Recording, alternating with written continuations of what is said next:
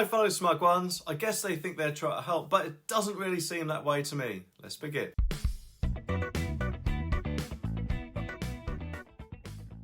Okay, this story is from the Daily Express and it says the BBC licence fee is set to be frozen for up to 2 years to ease the cost of the living crisis under plans considered by the government ministers. And you know what? I can think of a much better way to ease the cost of living crisis and coincidentally save £159 in the process.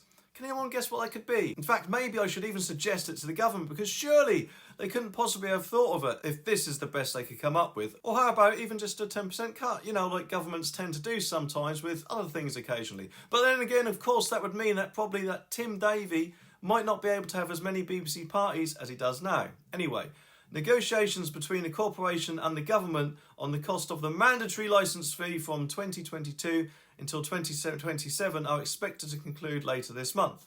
According to insiders, the licence fee is likely to remain frozen at £159 for up to 2 years. And you see, this is what gets me. When the BBC TV licence Royal Charter Protection got last renewed in 2017, from what I've heard, it was agreed that the BBC would decide on the cost of the TV licence for the first 5 years and the government would then decide on the cost for the next 5, which is presumably the stage we're at now.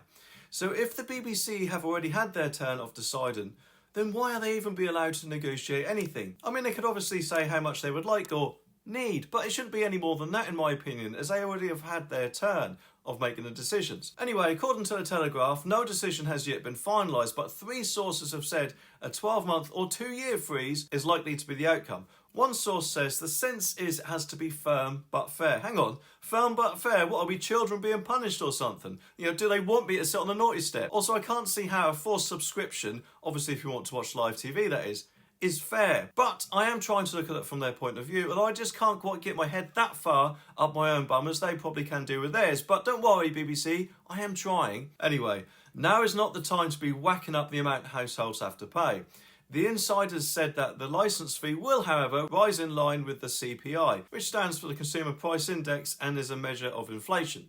This is expected to allow for 4 to 5 years of increases. One insider said that would represent a generous, settlement for the BBC, while others believe it is necessary to ensure the BBC remains financially strong in the run-up to 2027. And when the charter runs out in 2027, the government could seek to radically reform the way the BBC is funded. And I don't know about you, but I think by the time 2027 comes around, the government will probably be under an immense pressure to cancel it. Because if the very idea of a TV licence seems like a ridiculous, out-of-date concept, probably to the majority of the country at the moment, then try adding another 4 or 5 years to that thought. Anyway, a BBC source told the Telegraph there is currently no licence fee deal agreement. Once there is, it is for the government to announce the terms to Parliament at the appropriate time. The BBC cannot comment on speculation. For our part though, we understand the financial challenges people are facing, but there are also very good reasons for investing in what the BBC can do for the British public,